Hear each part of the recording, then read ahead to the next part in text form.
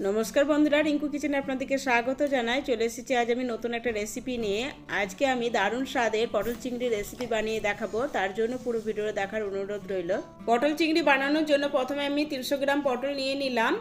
আর এই পটলের গায়ে অল্প একটু খোসা রেখে পটলগুলো আমি কেটে নিলাম। একটা পটল 2 পিস করে কেটে ধুয়ে নিয়েছি। আর লাগছে একটা বড় সাইজে আলুটাকে আমি টুকরো করে কেটে নিলাম। আর নিয়ে নিলাম চিংড়ি মাছ। আমি এখানে পটল চিংড়ির জন্য ছোট চিংড়িটা ব্যবহার করছি, আপনারা চাইলে বড় চিংড়ি দিয়েও এই রেসিপিটা বানিয়ে নিতে পারেন। এবার একটা কড়াই বসে কড়াইয়ের মধ্যে দিয়ে দিলাম বড় চামচে 2 চামচ সরষের তেল। তেলটা গরম হয়ে গেলে আমি পটলগুলো তেলের মধ্যে দিয়ে দিব।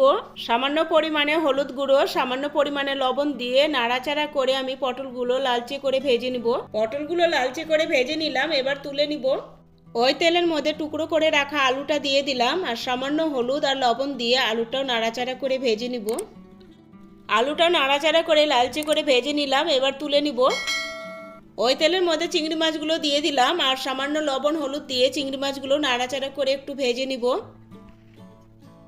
চিংড়ি মাছটা নাড়াচাড়া করে হালকা ভেজে নিয়েছি। চিংড়ি মাছটা খুব একটা বেশি ভাজা যাবে না, তাহলে শক্ত হয়ে যাবে, খেতে ভালো লাগবে না। এবার আমি মাছগুলো তেল থেকে তুলে নেব।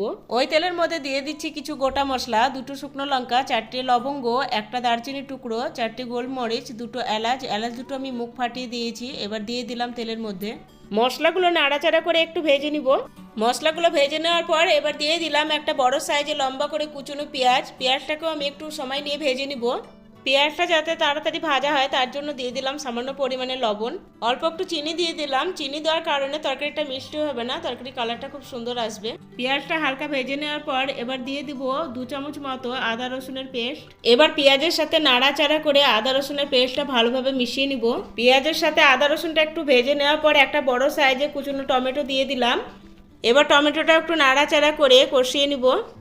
টমেটোটা একটু কষিয়ে নেওয়ার পরে ঝালের জন্য দিয়ে দিলাম 1/2 চামচ মতো লাল লঙ্কার গুঁড়ো। কালারের জন্য দিয়ে দিলাম 1 চামচ মতো কাশ্মীরি লাল লঙ্কার গুঁড়ো, 1/2 চামচ মতো জিরে গুঁড়ো, 1/2 চামচ মতো ধনে গুঁড়ো, 1/2 চামচ মতো গরম মশলা গুঁড়ো, 1/2 চামচ মতো হলুদ গুঁড়ো, স্বাদ অনুসারে লবণ দিয়ে মশলাগুলো ভালোভাবে নাড়াচাড়া করে মিশিয়ে নিব। মশলাটা যাতে পুড়ে না যায় তার জন্য অল্প একটু জল দিয়ে দিলাম। এবার নাড়াচাড়া করে মশলাটা একটু সময় নিয়ে কষিয়ে নিব।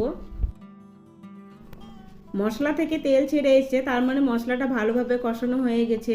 এবার দিয়ে দিলাম ভেজে রাখা আলু আর পটল। এবার মশলার সাথে আলু আর পটলটা ভালো করে মিশিয়ে নিব। মশলার সাথে ভালো করে মিশিয়ে নেওয়ার পর আলু আর পটলটা মশলার সাথে 2 মিনিট সময় নিয়ে কষিয়ে নিলাম। এবার দিয়ে দেবো 2 চামচ মতো ফ্যাটানো দই। দই দিয়ে আবারও আমি ভালো করে মিশিয়ে নিব। আলু আর পটলটা প্রায় 3-4 মিনিট সময় নিয়ে কষিয়ে নিয়েছি। এবার দিয়ে দেব পরিমাণ মতো জল, আর জল দিয়ে আবারও ভালো করে মিশিয়ে নিব। এবার দিয়ে দিলাম ভেজে রাখা চিংড়ি মাছ। চিংড়ি মাছটা দিয়ে আবারও নাড়াচাড়া করে মিশিয়ে নিলাম। এবার ঢেকে 5 মিনিট লো ফ্লেমে রান্না করে নিব। 5 মিনিট সময় নিয়ে রান্না করে নিলাম। তৈরি হয়ে গেল দারুণ স্বাদের পটল চিংড়ি। অল্প একটু গরম মশলা গুঁড়ো আর কুচনো ধনে পাতা দিয়ে ভালোভাবে মিশিয়ে নিলাম। এবার আমি পটল চিংড়িটা একটা বাটিতে সার্ভ করে দিলাম। আমার এই রেসিপিটা ভালো লাগলে লাইক, শেয়ার, সাবস্ক্রাইব করে পাশে থাকার অনুরোধ রইল।